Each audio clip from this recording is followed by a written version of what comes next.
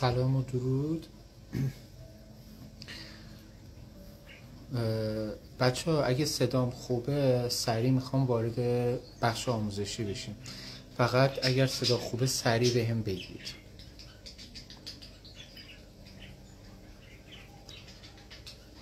نه رنگ نکردم، موهای خودمه.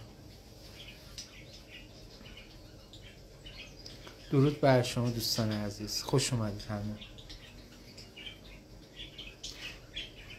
پس صدام خوبه دیگه بچه ها، من احتمالا تا اینجا میخوام بیام، پس صدا خوبه. اوکی خب شروع میکنم دیگه، زیاد زمان رو از دست ندیم. توکل بر خدا. نظراتو دیگه میبندم و شروع میکنیم. درود بر شما، خوش اومدید. خب با اجازه. خب این آموزشی که الان دارم بهتون میدم، ما کلاس‌های خصوصی داریم که هزینه‌اش خیلی سنگینه و هر کسی هم نمیتونه شرکت کنه. میخوام بهتون یه سری آموزش حالا یه وقته براتون میذارم، بستگی داره ببینم اشتراک گذاری بالای، نظرات بالای، ادامه میدیم. اگرم دیدم نه که دیگه زیاد اذیتتون نمیکنم، وقت بذارم. بچه‌ها تو کلاس‌های آموزشی ما تمام اسکن، چاکراها، وضعیت حال، انسانشناسی و خیلی خیلی خیلی چیزای دیگه همه آموزش داده میشه و حتی برای قسمت‌های درمانی میخواین دیگران رو کمک کنید، خود درمانی کنید هم بهتون آموزش داده میشه. اما بحث اینجایی که حالا همه یا دسترسی ندارن برای اینکه بتونن شرکت کنن، یه سری از نظر شرایط مالیشون اجازه نمیده و مسائل دیگه. کار اصلی ما سنگه، اما در کنارش حالا متافیزیک سالم رو یاد میده، نه از اون متافیزیکای فرقه‌ای و نمیدونم از این جور چرت و پرتان، کار ما نیست. و بخش سالم رو یاد میگیرید، بتونید به دیگران کمک کنید، به عزیزانتون، به کسانی که مظلومن، گرفتارن، نیازمند کمکن، بتونید کمکشون کنید. اما یه بخشی هم وجود داره که شما باید از خودتون مراقبت کنید، بتونید در محیطی که انرژی منفی سنگین داره تشخیص سریعتر بدید که آیا اینجا بمونم یا از اینجا سریع دور بشم، چی کار باید کنم. و از اون مهمتر در کنار اون، البته همشون مهمن دیگه، این که بتونید آدمای منفی، مثلا شما میگید او دلم برای فلانی میسوزه، بذار مثلا بشینم پای درد دلش صحبت کنه باهام، اینا خوبه، اما به چه قیمت؟ گاهی وقتا شما به راحتی به خودتون آسیب میزنید، به دیگری هم حتی آسیب میزنید بدون اینکه باورتون میشه. این صحبت‌های من، این آموزش من حدوداً میشه گفت دوربر 5 الی 6 جلسه نیازمنده. ما یک لایو رو داریم تقدیم میکنیم که نصف جلسه شاید باشه، اما باز کمک میکنه و گفتم بهتون نظرات باید بالا باشه، حداقلش باید 100 تا نظرات داشته باشیم، اشتراک گذاریمون بالای 1000 تا باشه تا بتونیم ادامه بدیم. اگرم نشد که همون کلاسای خودمون. خب ببینید، من میخوام یه چیز جالبی انجام بدم، یه ذره شادتون کنم. خوبه آقا، ما بنده مدرک تحصیلیم سوم راهنماییه. حالا درسته اساتید دانشگاه، دانشجویان از پزشک، مهندس، نمیدونم حالا کارکنان مختلفی، حالا دولتی، قسمت‌های ارگان‌های مختلف و همه جور افراد مختلف به بنده مراجعه میکنن، اما خب مدرک بنده پایینه و فراتر از مدرک ما رفتیم جلو. اونم به لطف خدا و هم تلاش بوده هم لطف خدا بوده. حالا سعی کنید که من نقاشی بلد نیستم، یه نقاشی میکشم نخندید، حالا میخندیدم نوش جونتون، خوب بخندید، همیشه ما از شادی شما شاد میشیم. اما میخوام فقط درک بهتر داشته باشی. حالا اینجوری با دست تکون ندم، در یه چیزی هم بکشیم دیگه. خب زیاد خاکی اما خیلیتون راحت. بچه دقت کنید،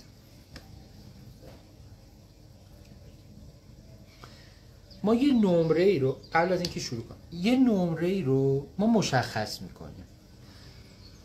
نمره ما از 0 تا 100. خوب دقت کنید، خوب دقت کنید. نمره ما از 0 تا 100. 100 بالاترین نمره‌مونه، 0 هم دیگه پایین‌ترین نمره‌مونه، 50 وسط.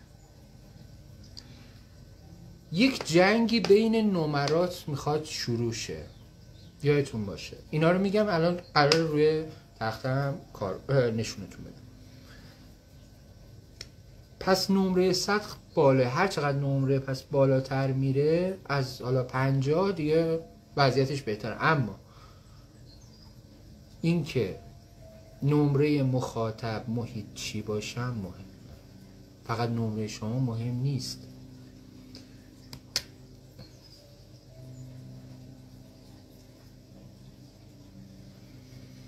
این شما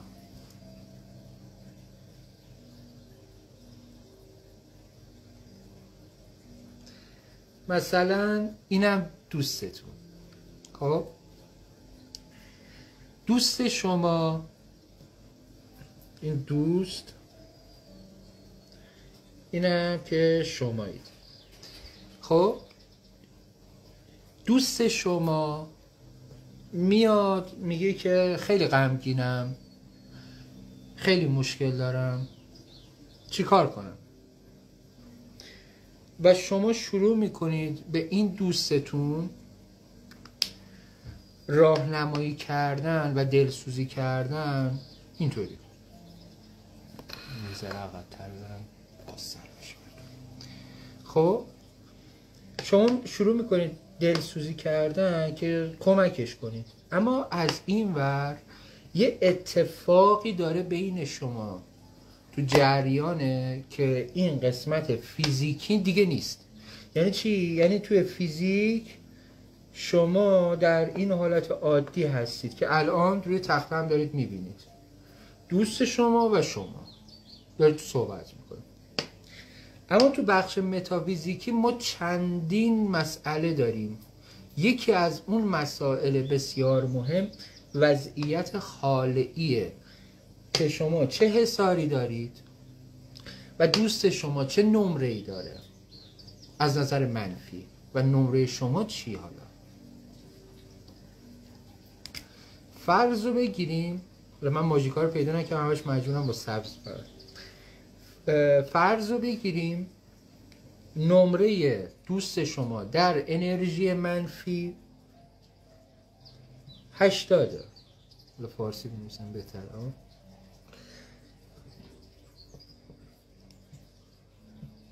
80 انرژی منفیش، نمره انرژی منفیش 80.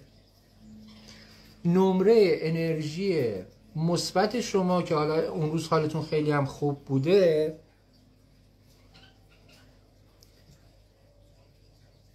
60. بچه صحبت من تو هیچ کتابی نیستا، من کتابی اصلا هیچ چیزی رو تعلیم ندیدم. هر چی دارم بهتون میگم همه درونیه، کشفیات خودم شهودی کاملا. نه من استادی داشتم نه چیزی. خوب دقت کنید، چون چیزی نیست که برید توی کتاب پیداش کنید یا برید توی کلیپ دیگه. من این که کپی بگیرم، حالا کار ندارم.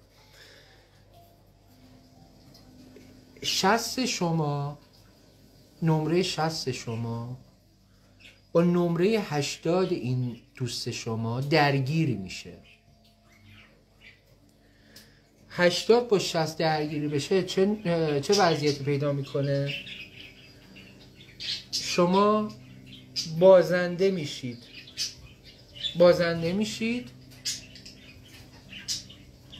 80 غلبه میکنه به 60. پس چه اتفاقی میفته؟ نمره شما میشه 20.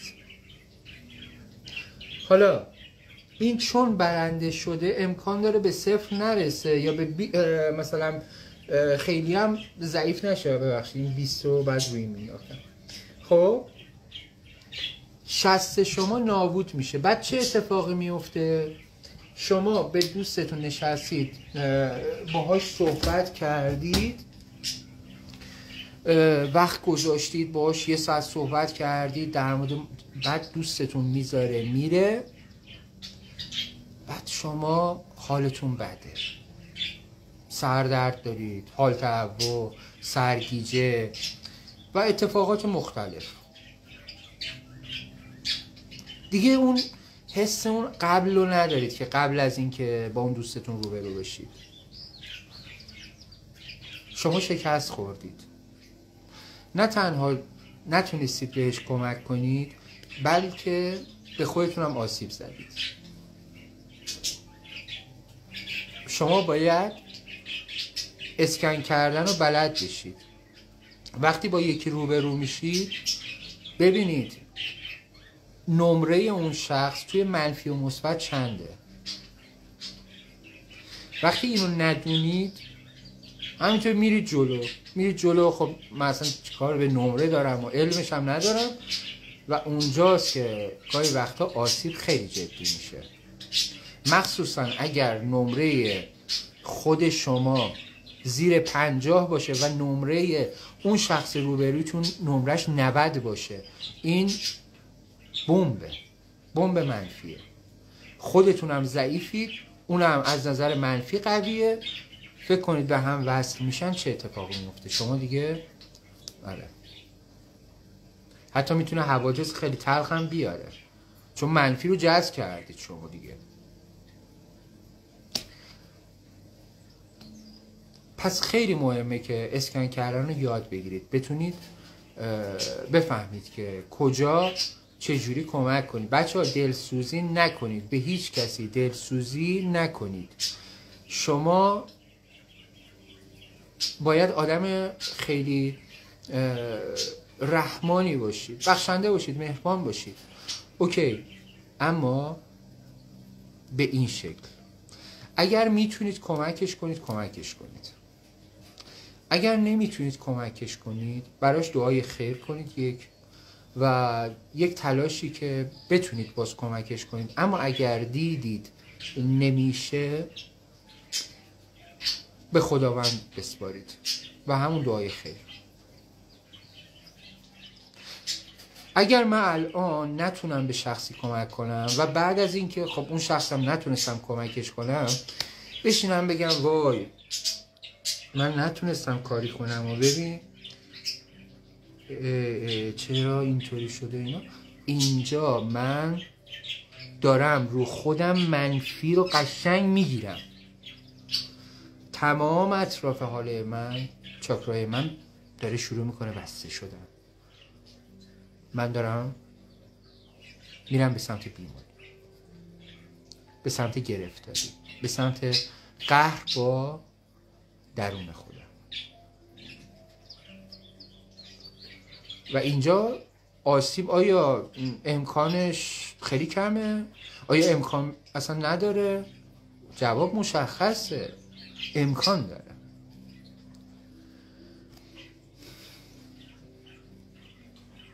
نمرتون رو مشخص کنید. نمره شما تو انرژی مثبت یا منفی چنده؟ نمره مخاطبتون چنده؟ حالا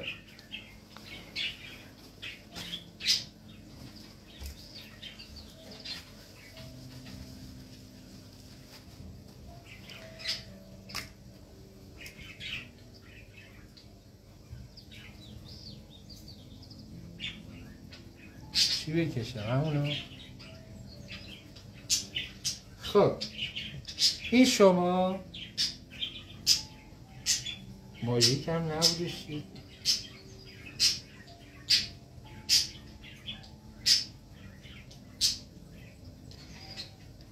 این حصار شماست. این شخص درجه منفیش 80 60 خودتونید. حالا من میخوام انگلیسی می‌نویسم چرا 30 حصارتونه. 90 80 میاد غلبه کنه شکست میخوره. شما در امان هستید، اما حصارتون باید دوباره ریکاوری بشه، احیا بشه. حصار برای این مهمه بچه‌ها، یه وقته خیلی خوب میتونه نجاتتون بده. پس حصار زدن رو یاد بگیرید. حصار بزنید. حصار حاله شما واجبه، میتونه شما رو یه وقته از یه فرد منفی که اومده رو شما اثر بذاره خودآگاه یا ناخودآگاه نجات بده. حصار پس مهمه. اینم یادتون باشه. اینم یه درس دیگه است. من همه دارم خلاصه میگم که چند تا رو حداقل بتونم بهتون.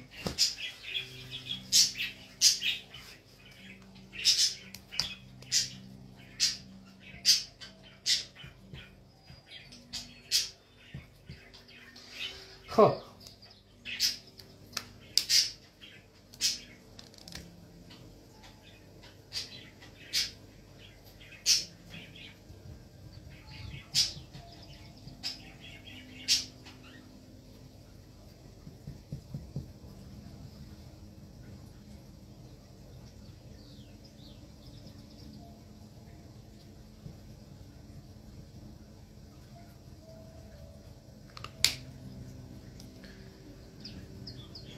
شما با دوستتون روبروی هم میشید. حاله شما، حالا من نتونستم یه ذره اینجا رو تخت خوب بکشم چون رنگا رو ندارم. حاله شما تمیزه، قویه. حاله دوست شما آلوده است. با هم روبرو میشید. وقتی این حاله شما که الان میبینید به این شکل حالت نورانی داره، اما برای ایشون پرتو نورش از نوع تاریکی منفیه و اطرافش هم پر از چاله است، پر آلودگیه. وقتی به هم برخورد میکنید، یعنی حتی برخورد با فاصله، حاله های شما به هم برخورد کرده و اینجا اتفاقی که میفته چیه؟ جنگ شروع میشه. کی برنده میخواد بشه؟ اگر حاله شما ضعیف عمل کنه، حاله این شخص رو شما میشینه و حاله شما ممکنه به این شخص برسه. اینجا چه اتفاقی میفته؟ ما بهش چی میگیم؟ دزدی انرژی. دارم خیلی ساده و خیلی ابتداییشو میگم، با زبانی میگم که راحت متوجه بشید، چیز عجیب غریب براتون نشون نمیدم. دزدی انرژی به این شکله. اشخاصی به شکل خودآگاه و ناخودآگاه دزدی انرژی میکنن. یعنی شما باش روبرو میشید، باهاش صحبت میکنید، از هم که جدا میشید اون مثلا غمگین بوده حالش بهتره، اما شمایی که حالت خوب بوده دیگه اون حال خوبو نداره. دزدی انرژی شد. تموم شد. از این خیلی شاخه‌ها داره، باید توضیح بدم. من چون میگم الان حالتی کلاس خصوصی هم نیست و جلسات زیاده، حالا من دارم فقط تو لایو دارم فقط مختصر میگم یاد بگیرید، کمکتون کنه. گاهی وقتا میتونید با این علم و دانش، حالا این آگاهی، متوجه بشید که دارید چی کار میکنید، از کجا ضربه میخورید. خب اینو حالا بیاریم ایشون رو پایین. خب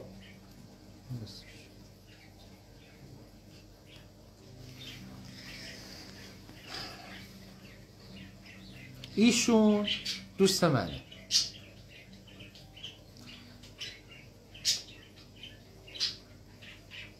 بعد یه ماه، یه سال، 100 سال، خلاصه یه روز، یه ساعت، خلاصه هم دیگر رو باز دیدیم. آقا سلام، خوبید؟ باهاش دست میدم. ما اینجا اتصال انرژی داریم.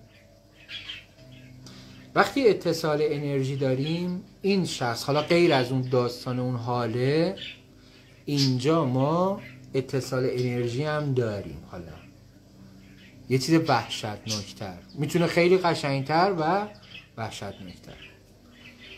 اگر این شخص آدم حسودی باشه نسبت به من و با من دست بده و من دست اینو بگیرم و خوبی، ببین با این انرژی به شدت انگار یه لوله وصل کنن تو، مثلا به یه لوله خیلی مثلا حالا با عرض خیلی زیاد، طول زیاد، وصل کنن به قلب شما، معده شما، تمام چاکرای شما رو بگیرن، اون لوله رو قشنگ بکشن سر تا پای شما رو، انرژی منفی. بعد این مهمون شما، این دوست شما میره خونهشون. اون وقت شما میمونید و فشارهایی که از درون حالتون بد میشه و احتمالا تو همون چند روز هم تجربه میشه و خونتون آلوده شده، چون این شخص آلودگی داشته. و وقتی هم من دارم باهاش دست میدم، این شدت تمام انرژی داره میفرسته برای من.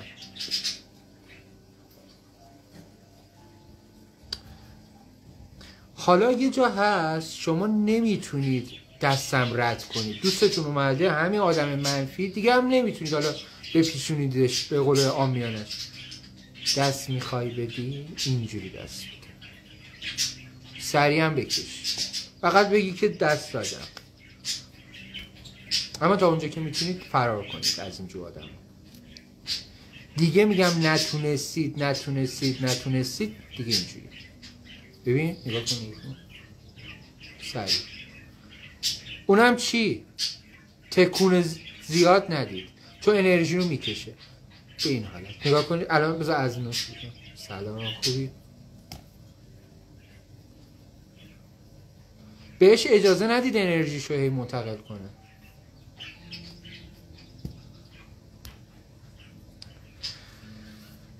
اما شخصی انرژی مثبت داره، اینجا فرق میکنه.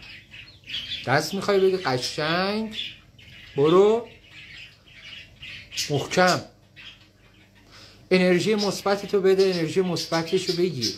خوبه، اوکیه.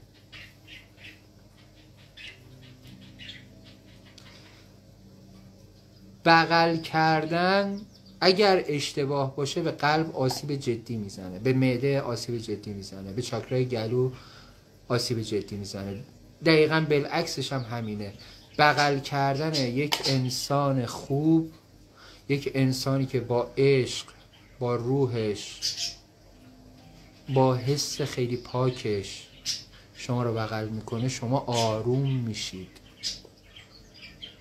شما غرق نور میشید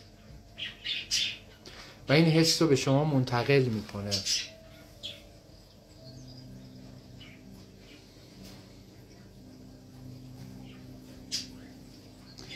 اما دقیقاً نقطه عکسش، اگر فرد منفی باشه بغلش کنید،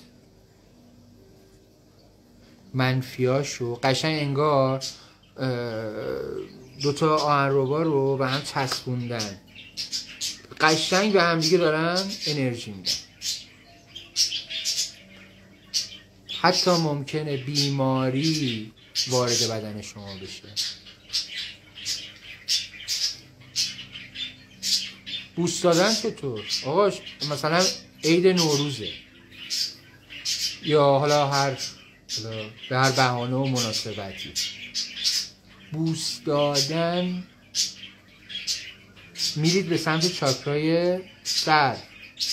این چاکرا یه طوریه، حاله‌ای که داره طلایی، سفید، سبز اینا باشه اوکی، اما اگر این قهوه‌ای باشه، مثل اشخاصی که اعتیاد سنگین دارن،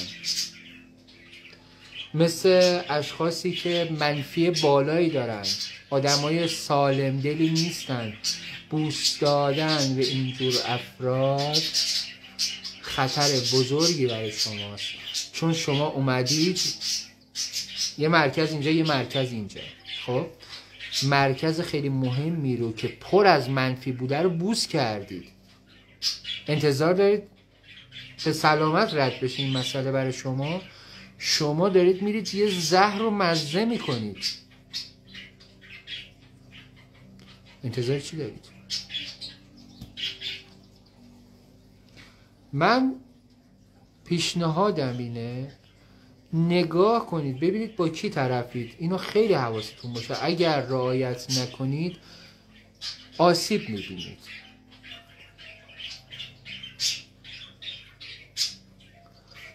بذار ببینم چقدر شد. چند دقیقه؟ خب 35 دقیقه حدودا، الان نزدیک نیم ساعت شده. یه 5 دقیقه هم توضیح بدم و بعد دیگه تموم کنم لایو رو. بچه ها یه روشی رو میخوام بهتون یاد بدم که بتونید بهتر درک کنید. سعی کنید وقتی وارد یک محیطی میشید حرف زیاد نزنید. کسی که زیاد حرف میزنه درب اطلاعاتی که کائنات حالا به هر روشی شهودی یا غیر بهش میخوان بدن و بسته. اما اونهایی که ساکت هستند بهترین پاسخها و جوابها رو دارن جذب میکنن. مثلا فکر کنید الان ما 10 نفر دور همیم، من ساکتم، شما همتون دارید صحبت میکنید، یکی میخنده، یکی داره داستان تعریف میکنه و یکی نمیدونم غیبت میکنه از اینجور حرفا. من ساکتم و من فقط شاهدم. آگاهانه رفتارها، نوع نگاهها، نوع صحبتها و همه چی. و کم کم متوجه انرژی ها میشم، کم کم متوجه میشم که چه شخصی از اینا داره میخنده اما غمگینه درونش. حتی اگر قدرت حال بینی و حالا مسئله چاکرا اینا هم اصلا نداشته باشم، فرابینی هم نتونم، این یه روشه. میفهمم بچه ها میرید عروسی، من حالا مثال چیز بزنم، خیلیتون عروسی رفتید دیگه تو از اول عمرتون تا الان. شما اگر توی عروسی ساکت باشید، همه دارن میگن میخندن بزن و برقص و اینا، شما ساکت باشید فقط نگاه کنید، حتی افراد حسودی که تو عروسی اومدن رو شناسایی میکنید.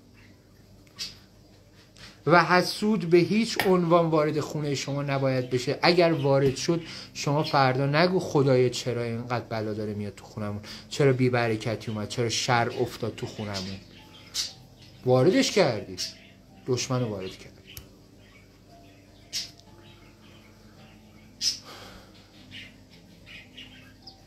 خودتون مقصر بود. این صحبت خیلی طولانیه و ادامه داره، اما بستگی داره به حمایت شما، اشتراک گذاری شما، کیفیت نظر. اگه کم باشه مجبورم ادامه ندیم و زیادم اذیتتون نکنیم. اما اگر ببینم خیلی خیلی پاسخ خوبی دارم میگیرم، لایوهای آموزشی رو زیاد میکنم تو همین پیج. نشدم دیگه خودتون دیگه حق بدید. سلامت باشید. شب خوبی براتون آرزو میکنم. یا حق.